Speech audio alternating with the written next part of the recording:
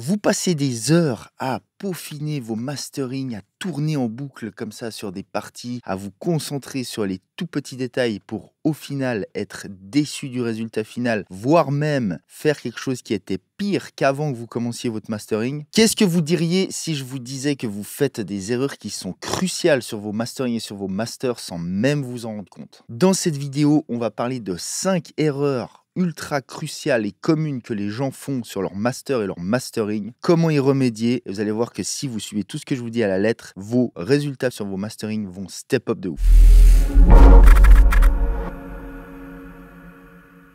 Avant qu'on commence les gars, allez sur stropstudio.school, vous pouvez downloader gratuitement sans engagement juste en vous inscrivant sur ma mailing list 300 presets sérum de haute qualité, allez-y, c'est cadeau. Première erreur cruciale que les gens font sans s'en rendre compte sur leur master, négliger l'importance de l'acoustique ou du monitoring. Les gens pensent à tort que faire un master c'est traiter de l'audio. Alors oui, évidemment, il y a du process, il y a des traitements, c'est aussi ça faire un master. Mais avant tout, faire un mastering, c'est juger, c'est un dernier jugement, c'est une dernière étape pendant laquelle on va dire, voilà, mon track, comment est-ce qu'il est par rapport à des tracks dans le commerce? Comment est-ce qu'il va sonner dans le commerce? Est-ce que ma balance tonale est correcte? Etc., etc. Donc ce dernier jugement, si vous voulez, passe par le fait de pouvoir juger correctement et de se fier à ce qu'on entend. Et donc les gens négligent à 100% le fait que concrètement ce qu'ils entendent n'est pas juste. Et c'est encore plus vrai si vous faites tout vous-même. Si vous avez fait la prod, le mix, le master, si vous faites tout dans le même environnement sonore, comment voulez-vous pallier aux défauts acoustiques que vous avez et régler ces problèmes-là? Donc ça, c'est le truc number one qui va vous porter défaut, qui va vous faire des conneries et des mauvais jugements, l'acoustique de votre pièce, votre monitoring. Si vous n'avez pas ce qu'il faut pour faire une bonne acoustique, je peux que vous conseiller de bosser au casque. Je conseille un seul et même casque tout le temps, c'est le Odez MM500. Évidemment, d'autres casques peuvent être utilisés, mais perso, c'est celui avec lequel j'ai de l'expérience et avec lequel je peux simplement vous conseiller. Deuxième erreur que les gens font sans s'en rendre compte, c'est la surcompression. C'est le fait de surcompresser leur master et de se retrouver avec une barrique complètement carrée et du coup perdre toute la vie, perdre tout le punch. Et très souvent, les gens font ça dans le but de sonner loud. Or, le loudness, ce n'est pas comme ça que ça se fait. Le loudness se fait dès le début à la production, au mixage et aussi au mastering. Ça se fait par plusieurs paliers, par plusieurs étapes si on veut le faire bien. Et ça, c'est une erreur que beaucoup de gens font parce qu'évidemment, ils comparent avec des tracks du commerce. Ils se rendent compte qu'ils sonnent pas du tout assez loud et ils vont avoir tendance à pousser des limiteurs, du clipping, la satu, etc. Plein de process et ils vont avoir tendance à le faire en une fois au mastering. Alors que c'est une grave erreur. Encore une fois, le loudness ne se fait pas en une fois en traitant votre fichier master au mastering. Donc s'il vous plaît, faites gaffe à ça. Écoutez bien quand vous comparez à vos tracks du commerce et vous vous rendrez sûrement compte que vous êtes plus compressé, que vous êtes plus écrasé que ces tracks du commerce. Pourquoi? Parce que tout simplement, quand ça a été bien fait dans des tracks professionnels du commerce, ils ont fait ça par étapes dès le début et on arrive, si vous voulez, à maintenir une certaine perception de dynamique, même si concrètement elle n'est pas là. On a quand même cette perception de dynamique qui est, on va dire, sauvegardée, restée et du coup on a un master qui va sonner loud mais aussi punchy, clear, clean, etc. Mon but, c'est vraiment de vous aider à faire des meilleurs masters, à faire de la meilleure musique tout simplement. C'est un peu comme mission de faire qu'il y ait des bonnes choses qui sortent sur Spotify et compagnie, parce que comme vous le savez tous certainement, comme vous avez remarqué, il y a énormément de trucs médiocres qui sortent, donc je pense qu'il faut faire bouger les choses et faire qu'il y ait de la meilleure musique qui techniquement sonne mieux, qui sorte de plus en plus. Donc pour ceux qui veulent vraiment rentrer dans cette histoire-là, de faire bien les choses, de faire de la musique qui sonne bien, j'ai créé une formation qui s'appelle Mastering in the Box qui vous apprendra tout ce que vous avez besoin de savoir en mastering, toutes les erreurs à éviter, toutes les erreurs communes que les gens font, comment y remédier. Je vous enseigne plein de techniques pour obtenir du loudness, mais aussi tout le reste, tout l'aspect artistique, tout est couvert dans cette formation. Elle est en bêta test, elle est à moins 50%, ça va pas durer encore longtemps. Je vous conseille de vous dépêcher, les places sont limitées. Si tout ça vous intéresse, vous allez sur stropstudio.school où évidemment je vous mets tous les liens dans la description et en commentaire. Maintenant on est à la troisième erreur que les gens font sans s'en rendre compte sur leur master, c'est le fait d'écouter trop fort. Je sais qu'on revient toujours un petit peu au même problème, mais concrètement c'est ce qui vous fait faire le plus de conneries. Écouter fort vous fera prendre de mauvaises décisions, d'autant plus que la plupart d'entre vous sont dans des environnements acoustiques pas idéaux, donc plus vous écoutez fort, plus vous écoutez les erreurs de votre pièce, plus vous avez un jugement qui est faussé. Globalement parlant, on prend de meilleures décisions en écoutant à bas volume, on se rend mieux compte des choses comme la balance tonale, tonal, comme pas mal d'autres choses. Évidemment, ça veut pas dire qu'on doit jamais écouter fort. Il y a aussi d'autres choses qu'on doit écouter fort. Typiquement, les basses, les subs, comment on ressent ces subs, etc. C'est des choses qui s'écoutent fort, mais qui s'écoutent fort pendant un petit laps de temps, pendant un court moment. Autre facteur, évidemment, vous allez vous fatiguer les oreilles, etc. J'en passe, c'est des meilleurs. Donc, en gros, arrêtez de faire les choses en monitorant fort, mais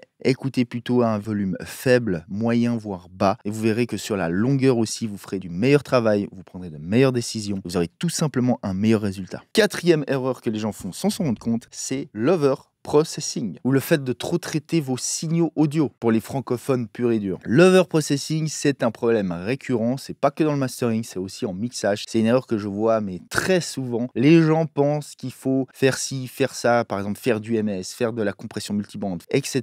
J'en passe et des meilleurs. Et du coup, ils se retrouvent avec un master qui est surprocessé, qui sonne tout sauf naturel. Et généralement, la plupart du temps, quand c'est le cas, quand il y a trop de processing, le master va sonner au final moins bien que le mix sonnait au début, si on compare vraiment à volume égal. Et donc, comment pallier à cette erreur? Posez-vous simplement la question à chaque fois que vous faites un process, est-ce que réellement ce process vaut le coup? C'est-à-dire passer par le fait de matcher le loudness avec process et sans process et comparer avec et sans à chaque fois. Vous pouvez faire ça en fermant les yeux et en vous demandant, voilà, est-ce que vraiment ce process amène quelque chose de bénéfique? Est-ce que vraiment, si je ferme les yeux, je fais avec et sans, je préfère avec? Vous verrez que souvent, vous allez vous retrouver dans des situations où vous allez vous dire « Ah non, en fait, je préfère sans. Ah merde, ce compresseur, en fait, il fait un truc légèrement bizarre sur les attaques, je préfère sans. » Etc, etc. Si vous partez là-dessus, vous prenez l'habitude de faire ça, vous allez voir que vous allez beaucoup moins process que d'habitude et qu'au final, vous aurez des meilleurs résultats, tout simplement. Parce que plus que jamais en mastering, less is more. C'est-à-dire que moins vous en faites, mais mieux vous le faites, le meilleur sera le résultat. Alors ne prenez pas en exemple les professionnels qui font plein de process, mais qui sont très légers. Vous pouvez voir des trucs online, et moi-même, je le fais. Moi-même, des fois, je vous montre peut-être des choses où j'utilise par exemple 3 EQ pour faire 3 moves, genre un EQ pour faire un léger boost dans les basses, un autre EQ pour faire un léger, etc. Ce genre de choses, évidemment, ça existe, et ça veut pas dire qu'on peut pas le faire bien, mais j'ai envie de vous dire, il faut avoir un certain niveau pour commencer à faire ce genre de choses et être sûr de soi. Donc, ne prenez pas comme exemple trop les professionnels. Vous n'êtes pas forcément professionnel, vous n'êtes pas au même niveau, vous n'avez pas la même expérience, vous n'avez pas le même nombre d'heures en fait, sous le capot, on va dire. Et du coup, vous pouvez pas comparer les choses qui sont pas comparables. Globalement,